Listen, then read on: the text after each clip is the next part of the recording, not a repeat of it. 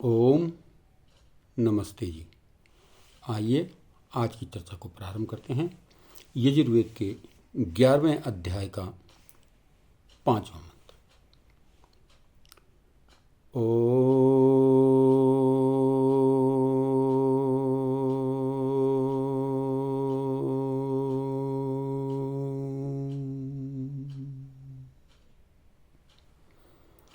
युजेवां ब्रह्म पूर्वं नमोभिर्वे श्लोक एतु पथ्येव सूरे शृण्वन्तु विश्वे अमृतस्य पुत्रा आये धामानि दिव्यानि तस्थु।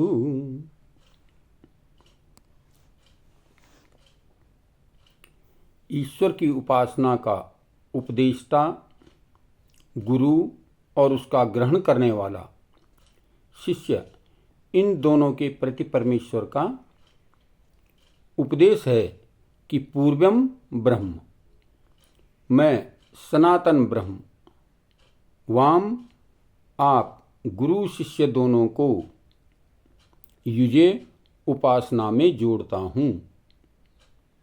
नमो भी नमस्कारों से, विश्लोकः विविध कीर्ति, ऐतु प्राप्त हो।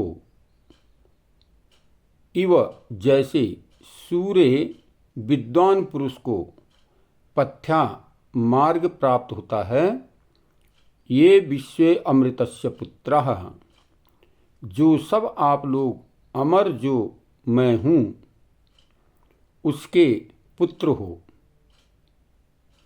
शृण्वन्तु सुनो, दिव्यानि धामानि, दिव्य लोकों अर्थात मोक्ष सुखों को, आतस्थु अधितिष्ठन्तु यानी प्राप्त हो वो। तो बड़ी ही सुंदर बात इस मंत्र में भी बताई गई है कि ईश्वर क्या कर रहे हैं। ईश्वर की उपासना का उपदेश गुरु और उसका ग्रहण करने वाला शिष्य, जो गुरु शिष्य परंपरा चल रही है, जो गुरु से जो शिक्षित विद्या को ग्रहण कर प्राप्त करता है, कहते इन दोनों के लिए उपदेश दिया गया है। क्या उपदेश दिया गया है? परम कृपालु परमात्मा अपने भक्तों पर कृपा करते हुए कहते हैं कि हे अमृत के पुत्रों, जो मैं अमर हूँ, अमृत हूँ, उसके पुत्र तुम हो। हे अमृत के पुत्रों, मेरे वचनों को बड़े प्रेम से सुनो। आप लोग मुझको बारंबार नमस्कार करते हो, मेरा ही मन में ध्यान धरते हो। इस लोक में कीर्ति और शांति को प्राप्त हो।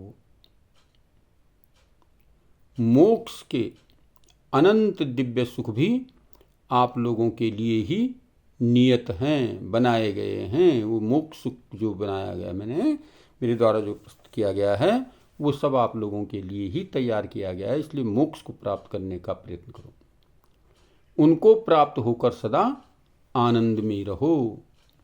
मोक्ष को प्राप्त होकर के तुम सदा आनंदित हो जाओ, आनंद में रहो।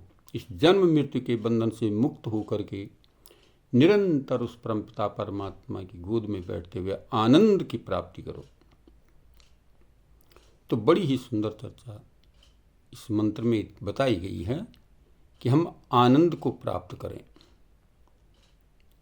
आनंद प्राप्ति के लिए उस परमात्मा की स्तुति, प्रार्थना और उपासना करें। वो परमात्मा कह रहा है कि अमृत पुत्रों, जो मैं अमृत समान हूँ, मेरे अमृत के पुत्रों, आप सब लोग जो है मेरी उपासना करते हुए अपने जीवन को सफल और श्रेष्ठ बनाने का प्रयत्न करो।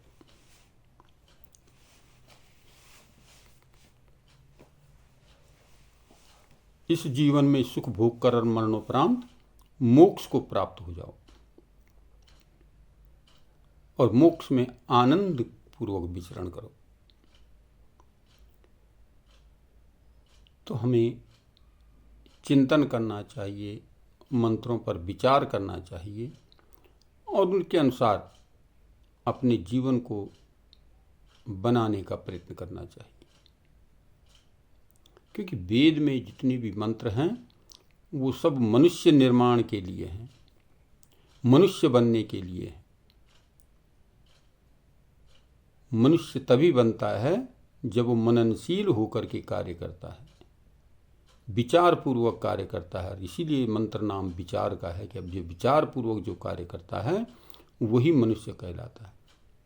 तो इसमें बहुत सुंदर चर्चा बताई गई है कि मनुष्य को परमात्मा उपदेश कर रहा है कि प्रभु अमृत के पुत्रों सुनो, तुम मेरी याचना प्रार्थना करो, भक्ति करो, सत्कर्म करते हुए अपने जीवन को श्रेष्ठ मार्ग पर लगाते हुए मोक्ष को प्राप्त करो और मोक्ष में आनंद पूर्वक जो है अपने जीवन का विचरण करो, आनंद में रहो, दुख और सुख से दूर होकर के जो है आनंद में समा जाओ। आइए आनंद की प्राप्ति के लिए हम इस मंत्र से प्रेरित होकर के अपने जीवन को जो है आनंदित करने का प्रयत्न करें, मोक्ष प्राप्त करने का प्रयत्न करें। तो आइए आज की चर्चा को इसी के साथ विरमित करते हैं। ओम शांति।